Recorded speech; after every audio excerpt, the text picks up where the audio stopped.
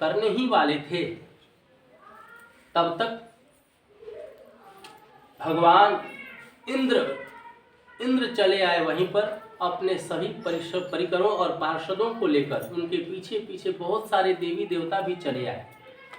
उनको पता लग गया कि राजा परीक्षित की मृत्यु होनी है और ये सुखदेव जी श्री भागवत कथा रूपी ज्ञान गंगा उनको सुनाएंगे और ये राजा परीक्षित की जो मृत्यु है वो सुधर जाएगी। तो इंद्र भगवान वहां से चले तो ये अमृत कलश लेते हुए चले कि हम ये अमृत कलश राजा परीक्षित को देंगे। और जब वहां पहुंचे तो यह सबसे पहले शर्त रखे, हे भगवान आप इनको कथा सुनाने वाले हैं ताकि इनके मृत्यु सुधर जाए।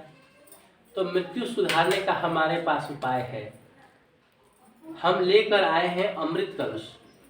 ये अमृत कलश पूरा इनको दे दीजिए, ये पी ले तो अमर हो जाएंगे, मरने से बच जाएंगे और हम लोगों को भगवान की कथा अमृत पिला दीजिए, कथा अमृत का पान करा दीजिए।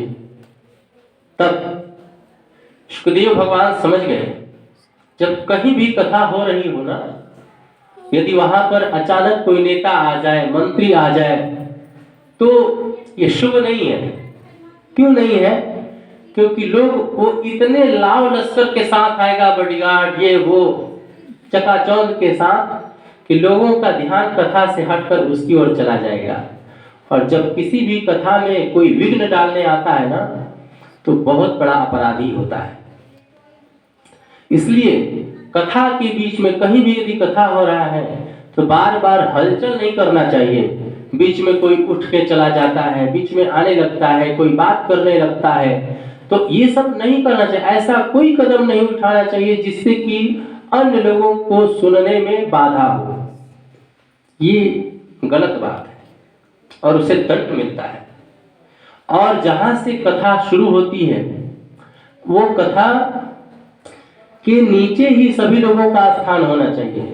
कुछ लोग वीआईपीज होते हैं जो चाहते हैं कि हमारा सिंहासन एक अलग पद मिले, हमें सोफा पर बैठने का मौका मिले, तो वो क्या होता है कि वो कथा का पान नहीं कर पाते, क्योंकि क्या है, रस है, कथा रूपी रस है और इसे पीने के लिए नीचे ही बैठना पड़ता है। क्योंकि कोई भी रस, कोई भी तरल पदार्थ आप जब गिराएंगे ना तो वो ऊपर से नीचे की ओर ही आती है और रसपान करने के लिए आपको नीचे ही बैठना पड़ेगा।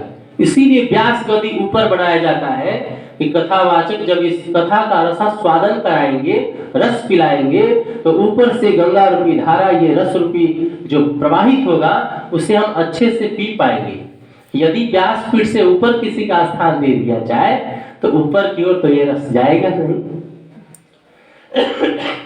जब गंगा गंगोत्री से निकलती है तो वहां भी एक बहुत छोटा रूप होता है गंगा का, फिर धीरे धीरे संसार में आने के बाद उसका विस्तार होते जाता है। विस्तार में जमुना, सरयू, अनेक नदियां उसमें जब जाकर मिलती हैं तो गंगा की चौड़ाई बढ़ जाती है और अंत में जाकर गंगा सागर में जब मिलती है तो वहां पर गंगा की चौड़ाई बहुत अधिक हो जाती है। उसी प्रकार ये जो श्रीमद् भागवत कथा रूपी जो गंगा है ना, ये सबसे पहले किसने सुनाया? तो सबसे पहले भगवान विष्णु भगवान ने ही ब्रह्मा जी को सुनाया था और मात्र 4 श्लोक में सुनाया था उन्होंने।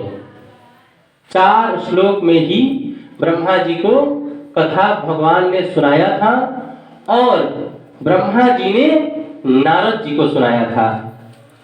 नारद जी को भी 4 ही श्लोक में सुनाया था और फिर नारद जी के बाद नारद जी ने व्यास जी को सुनाया, जो वेद व्यास इस कथा को लिखे हैं। तो व्यास जी को जब सुनाए थे तो व्यास जी ने इस कथा का विस्तार किया।